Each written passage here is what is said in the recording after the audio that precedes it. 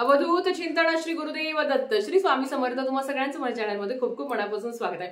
आज आहे नवमी। नवमीच्या दिवशी आपल्याला आपल्या घरात हवन करायचं असतं। आता हवन कसं करायचं याचा व्हिडिओ केलेला आहे, नक्की जाऊन बघा। आणि सगळ्यांनी आज आपल्या घरात आपल्याला हवन करायचं आहे। त्याच्याबरोबर तुम्ही श्री यंत्र असो, देवीचे टाक असो, मूर्ती असो, तुम्हाला आज लवंगाचं अर्चन करायचं आहे। त्याच्याबरोबर आपल्याला आपल्या घटाला लवंगाची माळ अर्पण करायची आहे। आज ह्या 3 सेवा तुम्हाला आवर्जून करायच्या आहे। उद्या आहे दसरा, 3.5 मुहूर्तापैकी एक असा दिवस।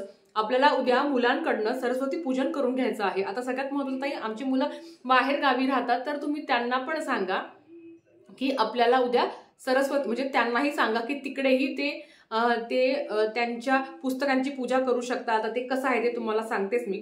त्याच्या आधी सकाळी उठल्यावर घरात काय उपाय करायचे ते तुम्हाला सांगते। सकाळी उठल्यावर आपल्याला आपला उंबरा स्वच्छ करायचा आहे। उंबरा स्वच्छ करून झाल्यावर त्याला हळदीचं लेपन करायला उद्या विसरू नका। त्याच्याच बरोबर आपल्याला जो आपला मुख्य दरवाजा आहे त्याला शुभ आणि लाभ काढायचा आहे। शुभ लाभ भले तुम्ही चिटकवलेला असेल तरी चालेल, पण कुंकवाने मुख्य दरवाजा साफ करून त्यांना शुभ लाभ आणि मध्ये स्वस्तिक तुम्हाला काढायचं आहे। मुख्य दरवाजा आपण जेव्हा हळदीचं लेपन करतो, तर हळदीचं लेपन केल्यावर पण तिकडे आपण लक्ष्मीची पावलं काढतो, त्याची पण तुम्हाला पूजा करायची आहे। वरती गणपती बाप्पाचं चित्र प्रत्येक घरात चिटकवलेलं असेल त्या भिंतीला, मुख्य दरवाजाच्या भिंतीला, त्याची पण तुम्हाला पूजा करायची आहे। आता हे झाल्यावर आपण स्वयंपाक करण्याच्या आधी आपल्या घरातला जो किचन ओटा आहे तो पण अर्थात आपला तो स्वच्छ असतोच तरी देखील, कारण उद्या आपल्याला कुळाचार करायचा आहे। त्याच्याबरोबर आपला जो किचन ओटा आहे तर आपल्याला गॅसची पूजा करायची आहे। जिथे साक्षात अन्नपूर्णा माता वास करते त्याची तुम्हाला पूजा करायची आहे।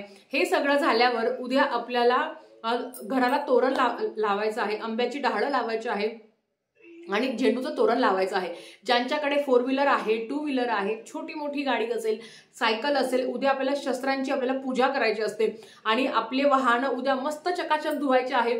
वाहन धुताना शक्य असेल तर त्याच्यात गोमूत्र, मीठ, हळद आणि थोडंसं लिंबू टाकून ते वाहन धुवा, की जेणेकरून कधी काही दुर्घटना होऊ नये म्हणून। तर ते वाहन तुम्हाला धुवून घ्यायचं आहे आणि उद्या सकाळी करा, दुपारी करा, संध्याकाळी करा, तुम्हाला उद्या तुमच्या वाहनांची आवर्जून पूजा करायची आहे। उद्याचा दिवस सोनं, चांदी, दागदागिने, हिरे, मोती घेण्याचा दिवस आहे। 3.5 मुहूर्तापैकी एक। आपण आपल्या यथाशक्ती काहीतरी घरात खरेदी करा। असं काही नाही की सोनच घेतलं पाहिजे, कारण सोन्याचे भाव प्रत्येकाला होईल शक्य असं नाही, पण घरात उपयोगी, तुमच्या संसारासाठी उपयोगी अशी थोडी तरी वस्तू, छोटीशी तरी वस्तू तुम्ही खरेदी करू शकता। म्हणजे तांबे पितळीच्या वस्तू, ज्या धातूच्या वस्तू असतात ना, म्हणजे तांबे पितळी, जर तुम्हाला पितळाचं काही वस्तू घ्यायची असेल, तांब्याचा दिवा घ्यायचा असेल, पितळाचा दिवा घ्यायचा असेल तर तुम्ही करू शकता। उद्याचा दिवस अतिशय महत्त्वाचा आहे। आता सगळ्यात महत्त्वाचं की सरस्वती पूजन कसं करायचं आणि एक जो उपाय आहे जो आवर्जून करायचा आहे तो कसा करायचा ते तुम्हाला सांगते। तर चला, तर सगळ्यात महत्त्वाचं आपल्याला उद्या सरस्वती पूजन करायचं आहे। आता सरस्वती पूजन म्हणजेच काय, उद्या सरस्वती ही बुद्धीची देवता आहे।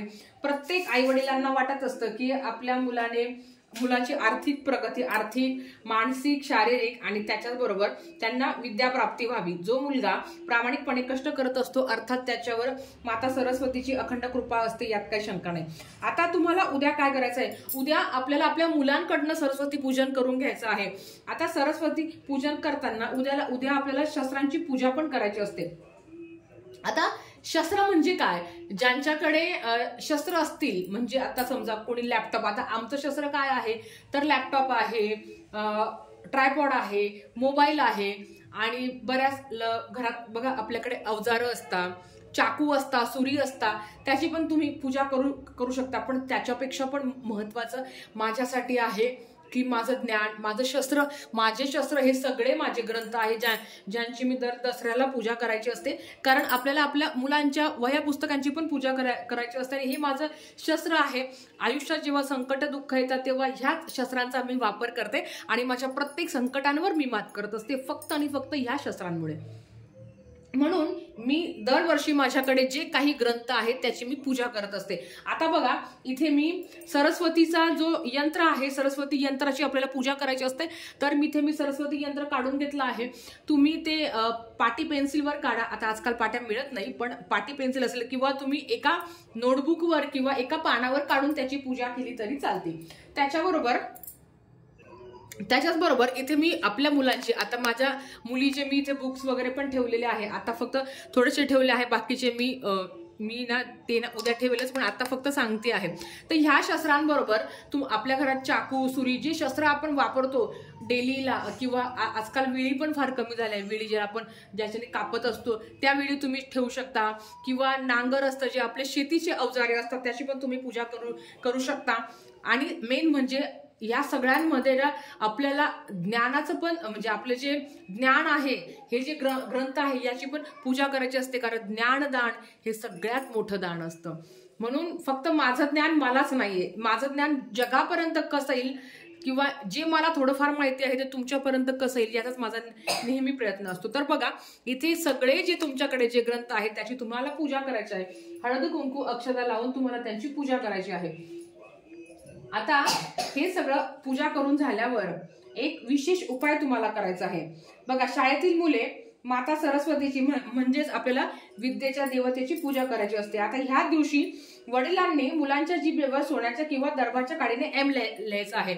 मुलांनी म्हणजे वडिलांनी मुलांच्या जिभेवर सोन्याच्या किंवा दर्भाच्या काडीने ऐम, ए रे एडक्याचा, त्याला एक मात्रा आणि टिंब, जसं आपण ललिता पंचमीला केलं बघा, सेम तसं तुम्हाला करायचं आहे. तर वडिलांनीच करायचं. आता ताई आमचे मुलं दुसऱ्या गावी शिकायला आहे, तर त्यांनी स्वतः त्यांना एम काढता येईल का, कारण तो उलटा एम होतो जर आपण आपला काढला तर त्यांना सांगा, जर ते दुसऱ्या गावाला शिकायला असेल तर त्यांना सांगा की कोणाकडनं तरी दर्भाच्या काडीने आपल्याला एम काढायचा आहे. अर्थात ती दर्भाची काडी किंवा सोन्याची काडी काय असेल आपल्याकडे, तो धातू सोन्याचा किंवा दर्भाची काडी असेल तर तो मधात बुडवायचा आणि मुलांच्या जिभेवर ऐम लिहायचा आहे. वडिलांनी, आता ताई आम्हाला वडील नाहीये किंवा माझे मिस्टर नाही, तर अशा वेळेस आई करू शकते, किंवा माझा मुलगा बाहेर गावी आहे शिकायला, तर काय करायचं, मग तिथे कोणाला तरी सांगा. आणि आय थिंक दसरा आहे तर मुलं घरी आलेलीच असतील. आता विद्या प्रत्येकाला हवी आहे, मग कॉलेजला जाणारे असो, शाळेत जाणारे असो, बालवाडीला असो, नर्सरीपासून सगळे करू शकतात, त्याच्या आतही मुलं करू शकता. 6 महिन्याच्या वरच्या मुलांना तुम्ही मध देऊ शकता, त्याच्या आत प्रयोग करू नका, कारण मुलं काही जीभ खोलत नाही. आणि उगच जर त्यांना जर जिभेने जर आपण दर्भाची काडी असो किंवा सोन्याने जर एम काढलं तर उगच अडचणी नको किंवा त्यांच्या जिभेला त्रास नको. म्हणून आता हे झाल्यावर अतिशय महत्वाचा उपाय काय करायचं आहे. आता एक ताट घ्यायचं आहे, ताटामध्ये हे तांदूळ ठेवायचे. बघा, ते तांदूळ दिसतात तुम्हाला. आता ह्या ताटामध्ये तुम्हाला तांदूळ ठेवायचे आहे. तांदूळ ठेवल्यावर आपल्याला श्रीमान महागणाधिपतये नमः, श्री कुलदेवताये नमः, श्री महासरस्वते नमः, श्री स्वामी समर्थ, हे मंत्र तुम्हाला याच्यावर लिहायचे आहे. आता कसे लिहायचे ते तुम्हाला सांगते. बघा, एकावर एक आलं चालेल, एक अक्षर डबल आलं तरी चालेल. आता समजा मी तुम्हाला ते करून दाखवलं. श्री काढला, श्री महा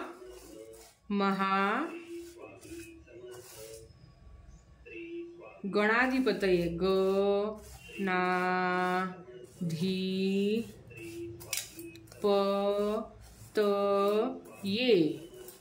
गणाधिपतये नमः. दिसते का तुम्हाला? हा, परत एकदा सांगते बघा. आता श्रीमद महागणाधिपते नमः, परत श्री कुलदेवता कुलदेवतायै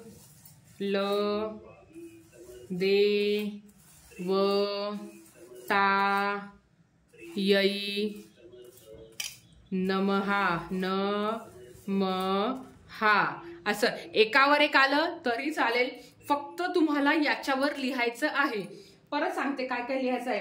श्रीमान महागणाधिपतये नमः, श्री कुलदेवतायै नमः, श्री महासरस्वते नमः, श्री स्वामी समर्थ. आता श्री स्वामी समर्थ, श्री स्वामी समर्थ असं लिहायचं. तुम्हाला मी डेमो करून दाखवलं आहे, तुम्हाला तुमची प्रश्नांची उत्तरं मिळाली असतील. आता हे झाल्यावर हे तांदूळ असे थोडेसे खाली ठेवायचे. आता मी इथे ठेवते म्हणजे तुम्हाला दिसेल. हे तांदूळ इथे ठेवायचे. त्याच्यानंतर आपल्याला पूजा करून घ्यायची. आता हे शेवटच करायचं आहे, बरोबर. पूजा करून झाल्यावर हे करायचं आणि हे तांदूळ तुम्ही तुमच्या धान्यात टाकून देऊ शकता. या पद्धतीने तुम्हाला उद्या हे पूजन करायचं आहे. घरात जेवढे ग्रंथ असेल तेवढे काढा, जेवढे शस्त्र असेल तेवढे काढा आणि त्याच्याबरोबर सरस्वतीचं पूजन करायचं आहे. तर घरातले मुलं 1-2 मुलं केवढे असतील तेवढे सगळ्यांचे नोटबुक बुक्स काढा आणि हे सगळं मुलांकडनं करून घ्या.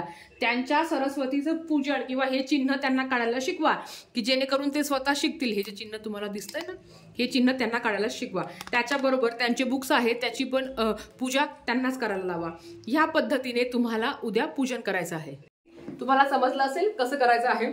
आता ते मासिक धर्म आला आहे, आम्ही करू शकतो का नाही, तर मासिक धर्म आला असेल तर मुलांकडनं ते करून घ्या. जे मी तुम्हाला तांदळाचं सांगितलं आहे तर तांदळाचं तुम्ही करू शकता. जर मुलं मोठे असेल तर मुलांनाच ते काढायला लावा. आता माझी मुलगी मोठी नाही आहे किंवा तिला ते काढता नाही ना, तर ते मीच करणार आहे. आता थोडक्यात माहिती सांगते. दसऱ्याच्या दिवशी अपराजिता देवीचं पूजन केलं जातं. ह्याच दिवशी सीमा उल्लंघन किंवा सीमा उल्लंघन व शमी वृक्षाचे पूजन केले जाते. जवळपास शमी वृक्ष नसल्यास आपण आपट्याच्या झाडाची पूजा केली जाते. पूजा करून त्या झाडाच्या मुळाजवळील माती अक्षतांसह घरी आणावी. पुरुषांनी घरात प्रवेश करण्याआधी प्रवेशद्वारावर उंबरठ्या बाहेर शेणाचा राक्षस काढून ठेवावा. हा राक्षस म्हणजेच दृष्ट शक्तींचे प्रतीक होय. त्याला चिरडून त्यावर पाय ठेवून घरातल्या करत्या पुरुषांनी उंबरठ्याच्या बाहेर म्हणजे आपल्याला उंबरठा ओलांडून बाहेर यायचं. त्याच्यानंतर घरातली सुवासिनीने त्यांना ओवाळायचं. नंतर आपण देवाला हे करत असतो, देवीची तळी भरत असतो. आता ती तळीची माहिती मी तुम्हाला नंतर देईल, आतासाठी फक्त एवढंच. आपल्या सगळ्यांना माहिती आहे की ह्याच दिवशी अष्टभुजा देवींनी महिषासुराचा वध केला होता. प्रभू रामचंद्राने रावणाचा वध करून विजय संपादन केलं होतं. कुबेराने ह्याच दिवशी रघु राजासाठी शमीच्या व आपट्यांच्या वृक्षांवर सुवर्ण मुद्रांचा वर्षाव केला होता. त्यातील फक्त 14 कोट मुद्रा वरंतु ऋषींनी घेतल्या व बाकीच्या लोकांना लुटण्यास सांगितल्या. म्हणूनच या दिवशी शमीच्या वृक्षाचे अतिशय महत्व मानले जाते. तर याच पद्धतीची माहिती होती. सगळ्यात महत्वाचं उद्या सरस्वती पूजन कसं करायचं आहे आणि घरात महिलांनी काय उपाय करणं. उद्या खूप कामं असणार आहे. उद्या तळी भरायला विसरू नका. तळी कशी भरायची ते तुम्हाला मी सांगेलच. तर आतासाठी फक्त एवढंच. झालेली सेवा आई भगवतीच्या चरणी आणि महाराजांच्या चरणी मी रुजू करते आणि आजचा व्हिडिओ इथेच थांबवते. सबस्क्राईब करा. व्हिडिओ परत अशाच एका नवीन व्हिडिओ सोबत. श्री स्वामी समर्थ.